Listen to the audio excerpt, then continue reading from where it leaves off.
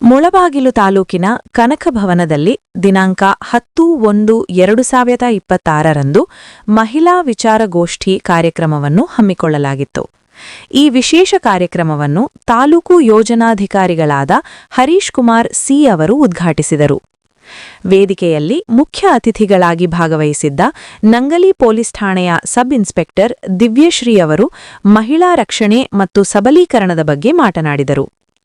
ಹಾಗೆಯೇ ಭಾರತೀಯ ಕಿಸಾನ್ ಸಂಘದ ಪ್ರಮುಖರಾದ ಬಿಎಸ್ ಶಶಿಕಲಾ ಅವರು ಮಹಿಳೆಯರ ಸ್ವಾವಲಂಬನೆ ಕುರಿತು ಮಾಹಿತಿ ನೀಡಿದರು. ಕಾರ್ಯಕ್ರಮದಲ್ಲಿ ಪ್ರಾದೇಶಿಕ ನಿರ್ದೇಶಕರಾದ ಶೀಣಪ್ಪ ಎಂ ಅವರು ಭಾಗವಹಿಸಿ ಸಂಘ ಮತ್ತು ಕುಟುಂಬದ ರಕ್ಷಣೆಯ ಬಗ್ಗೆ ವಿಶೇಷ ಉಪನ್ಯಾಸ ನೀಡಿದರು. ಶ್ರೀಮತಿ ಕಣ್ಣಿಕಾ ಪರಮೇಶ್ವರಿಯವರು ಕೌಟುಂಬಿಕ ನಿರ್ವಹಣೆಯಲ್ಲಿ ತಾಯಂದಿರ ಪಾತ್ರದ ಬಗ್ಗೆ ತಿಳಿಹೇಳಿದರು. ಈ ಸಂದರ್ಭದಲ್ಲಿ ವೇದಿಕೆಯ ಮೇಲೆ ಕೋಲಾರ ಜಿಲ್ಲಾ ನಿರ್ದೇಶಕರಾದ ಶಿವಾನಂದ ಆಚಾರ್ಯ, ಜಿಲ್ಲಾ ಜನಜಾಗೃತಿ ವೇದಿಕೆಯ ಸದಸ್ಯರಾದ ವಾಸುದೇವ್, ಕೋಳಿ ನಾಗರಾಜ್, ವಲಯ ಮೇಲ್ವಿಚಾರಕರಾದ ಹೇಮಾವತಿ, ಮುದ್ದಣ್ಣ, ಅಶ್ವಿನಿ ಹಾಗೂ ಆಶಾ, ಪತ್ರಕರ್ತರಾದ ದೇವಾನಂದ್, ಅಪ್ಪಾಜಿಗೌಡ ಅವರು ಭಾಗವಹಿಸಿದ್ದರು. ತಾಲೂಕಿನ ಎಲ್ಲಾ ಜ್ಞಾನ ವಿಕಾಸ ಸೇವಾ ಪ್ರತಿನಿಧಿಗಳು ಮತ್ತು ಸಂಘದ ಸದಸ್ಯರು ಪಾಲ್ಗೊಂಡು ಕಾರ್ಯಕ್ರಮವನ್ನು ಯಶಸ್ವಿಗೊಳಿಸಿದರು. ಒಟ್ಟಾರೆಯಾಗಿ ಧರ್ಮಸ್ಥಳ ಗ್ರಾಮಾಭಿವೃದ್ಧಿ ಯೋಜನೆಯ ಈ ಕಾರ್ಯಕ್ರಮವು ಮಹಿಳೆಯರಿಗೆ ಹೊಸ ಚೈತನ್ಯ ನೀಡುವಲ್ಲಿ ಯಶಸ್ವಿಯಾಯಿತು.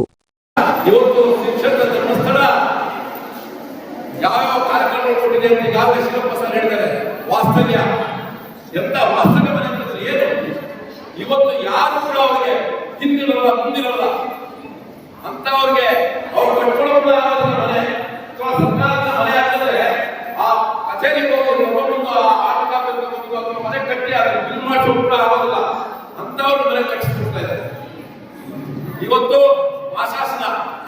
ಮಾಸಾಸನಕ್ಕೆ 1000 ರೂಪಾಯಿಯಿಂದ 1500 ರೂಪಾಯಿ ಕೊಡುವಂತಾಗ್ತಾ ಇದೆ. ಅದೇ ನಿರ್ಗತಿಕರಿಗೆ ವಾಸ್ತವ್ಯ ಕಟ್ಟು ಅಂತಂದ್ರೆ ಪ್ರತಿ ತಿಂಗಳು ಕೂಡ ಅವರಿಗೆ ಮನೆಗೆ ಬೇಕಾಗಿರ್ತಕ್ಕಂಥ ಎಲ್ಲಾ ವಸ್ತುಗಳು ಕೂಡ ನೀಡ್ತಾ ಇದ್ದಾರೆ.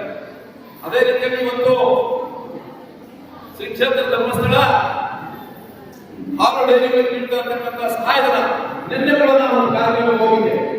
ಬೆಲ್ಮಂಡ ಪ್ರಾದೇಶಿಕ ಕಚೇರಿಯಿಂದ ನಮ್ಮ ಮೋಪರಹಳ್ಳಿ ಮತ್ತು ಉಪಮನೆಯಲ್ಲಿ 2 ಲಕ್ಷ ಸಹಾಯಧನ ನೀಡಿದ್ದಾರೆ. ಈ ರೀತಿಯಲ್ಲಿ ಇವತ್ತು ಎಲ್ಲ ಕಾರ್ಯಕ್ರಮಗಳು ಕೂಡ ಶಿಕ್ಷಣ ಧರ್ಮಸ್ಥಳದಿಂದ ನಡೀತಾ ಇದೆ. ನಾವು ಒಂದು ಅರ್ಥ ಮಾಡ್ಕೋಬೇಕು, ನಮ್ಮ ನಿರ್ವಹಣೆ ಏನು. ಈಗಾಗಲೇ ನಾವು ಸಂಘದಲ್ಲಿ ಪ್ರತಿ ವಾರಕ್ಕೊಂದ್ಸತಿ ಮೀಟಿಂಗ್ ಸೇರ್ತಾ ಇದೀವಾ, ನಾವು ಸಭೆಯನ್ನು ಚೆನ್ನಾಗಿ ನಡೆಸ್ಕೊಳ್ತಾ ಇದೀವಾ. ನಮ್ಮ ಸಂಘ ಚೆನ್ನಾಗಿದ್ರೆ ನಾವು ಚೆನ್ನಾಗಿರ್ತೀವಿ.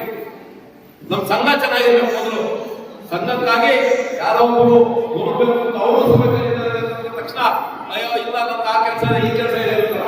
ನಮ್ಮ ಕರ್ತವ್ಯ 1 ಗಂಟೆ ಒಂದು ಸಭೆ ಮಾಡಲೇಬೇಕು ಅಂತಕ್ಕಂಥ ನಿರ್ಣಯ ಮಾಡಿಕೊಂಡು ಎಲ್ಲರೂ ಕೂಡ ಸರಿಯಾದ ಸಮಯಕ್ಕೆ ಬಂದು ಸಭೆ ನಡೆಸಬೇಕು. ಅದೇ ರೀತಿಯಲ್ಲಿ ಇವತ್ತು ಸುಮಾರು 900 ಕೋಟಿ ನಮ್ಮ ಮುಳಬಾಗ ತಾಲೂಕಿನಲ್ಲಿ ವಿತರಣೆ ಆಗಿದೆ. ಇವತ್ತು ನಿಮ್ಮ ಸಾಲದ ಒಟ್ಟು 900 ಕೋಟಿ ಇದೆ. ಸರ್ಕಾರ ಕೊಡಕ್ಕಾಗೋದಿಲ್ಲ. ಪರ್ಯಾಯ ಸರ್ಕಾರವಾಗಿ ಇವತ್ತು ನಿಮಗೆ ಇವತ್ತು ಸಾಲ ವಿತರಣೆ ಆಗ್ತಾ ಇದೆ. ಆ ರೀತಿಯಲ್ಲಿ ನೀವು ನೋಡಿದಾಗ ನೀವೆಲ್ಲರೂ ಕೂಡ ಏನು ಇವತ್ತು ಮುಳಬಾಗ ತಾಲೂಕು ಸರಿಸುಮಾರು ಮನೆಗೆ ಮತ್ತೆ ವಾಪಸ್ ಬರ್ತಾ ಇರೋದು ಕೂಡ 100ಕ್ಕೆ 90% ಕೂಡ ನೀವೆಲ್ಲರೂ ಕೂಡ ಸರಿಯಾಗಿ ನಿರ್ವಹಣೆ ಮಾಡ್ತಾ ಇದ್ದೀರಾ. ಅದು ನಿಮಗೆ ಮುಂದುವರಿಸಿಕೊಂಡು ಹೋಗಬೇಕು ಅಂತ ಹೇಳ್ತಾ ನಮ್ಮ ಹರೀಶ್ ಅವರಿಗೆ ಮತ್ತು ಮೇಲ್ವಿಚಾರಕರಿಗೆ ಹಾಗೂ ಎಲ್ಲ ಸೇವಾ ಪ್ರತಿನಿಧಿಗಳು ಹಾಗೂ ಎಲ್ಲ ಮಹಿಳೆಯರಿಗೆ ಧನ್ಯವಾದಗಳು. ಜೈ ಕರ್ನಾಟಕ.